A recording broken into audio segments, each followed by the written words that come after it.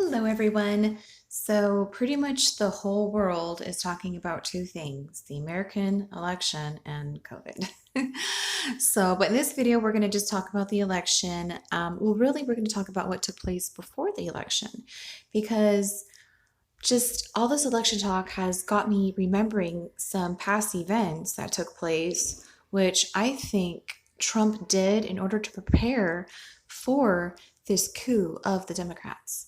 But first, I want to show you guys a clip that shows Trump definitely did know of voter fraud before the election. He knew it was going to happen and that the Democrats were going to try to steal the election.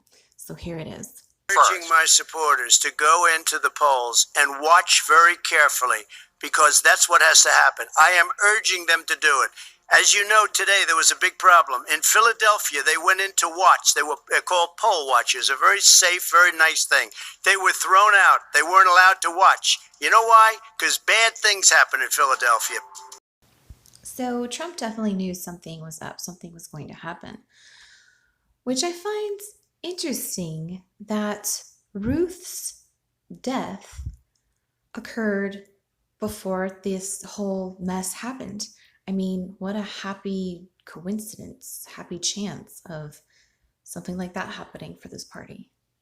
Because with Ruth's death, Trump was able to appoint a conservative judge, which actually made the Supreme Court the most conservative since it's been since 1950, which in case the Biden presidency comes about, a lot of his policies would get blocked in the court.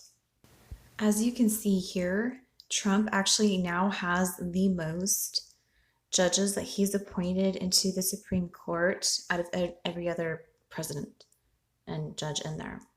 Most of them have been appointed by Trump. Now, since Trump is definitely associated in the Freemasonry, okay, he's part of the whole androgynous agenda type stuff, most likely inverted. His wife definitely is. But a lot of people assume that because of that, everything he says is a lie. He's really here for the downfall of America. He's really in cahoots with the Clintons, all this stuff. But what I see really going on here is that there's several different covens in this world, in this political, rich and famous Freemason world.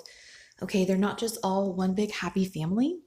And it does kind of boil down to a right-hand path and a left-hand path. And I've talked about this in many of my previous videos. It's a Luciferian way of thinking that there's a right-hand path to get to the same place that the left-hand path can get, but it's like two different methods.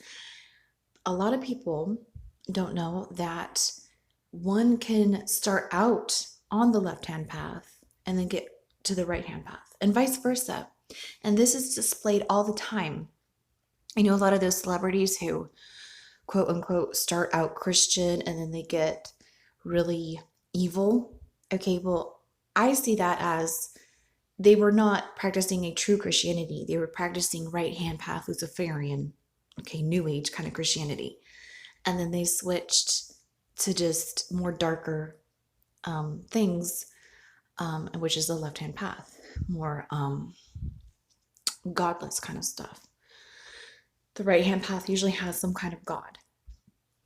And I believe that that's what happened in Trump's case, that he started out on the left-hand path, probably for a very small portion of his life, and then actually made the switch when he saw how evil and demonic the left-hand path is. Doesn't mean he's a real Christian, doesn't mean he's our savior of the country, okay?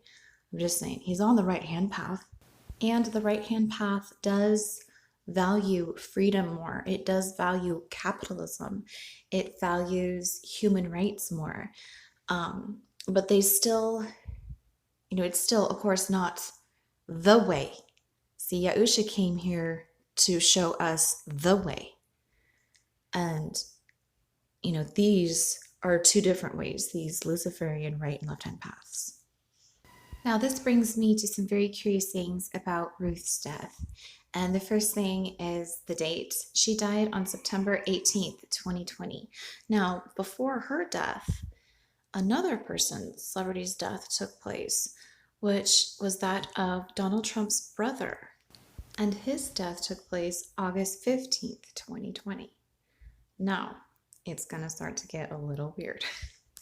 If you take a look at the calendar and if you exclude the 2 dates of Ruth and Trump's brother's death and only count the days in between, that number comes out to 33. We have these deaths 33 days apart, and Ruth's death actually allowed Trump to appoint his 3rd Supreme Court justice into the Supreme Court. What a coincidence, right? Now, does the right-hand path, do they make sacrifices in this world, in this system?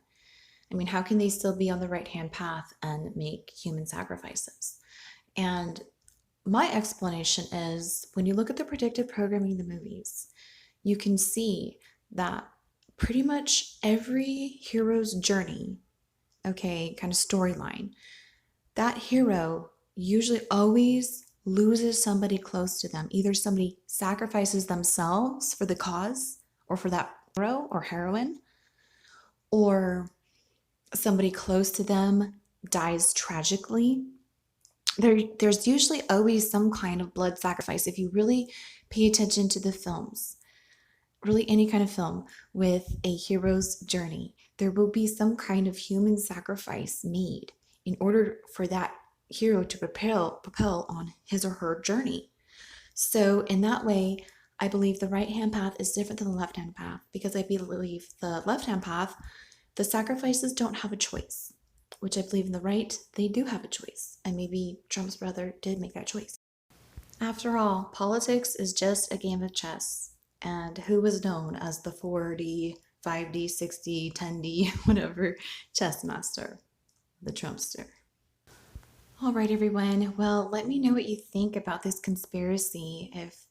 If you think that Trump's brother was some kind of his death was some kind of planned event in order to work this Freemason system so Ruth's death could suddenly, miraculously be possible before Trump potentially leaves office. With all the timing and the Freemason and numerology stuff going on, it does seem too much of a coincidence to ignore. All right, everyone, you have a wonderful day. Bye-bye now.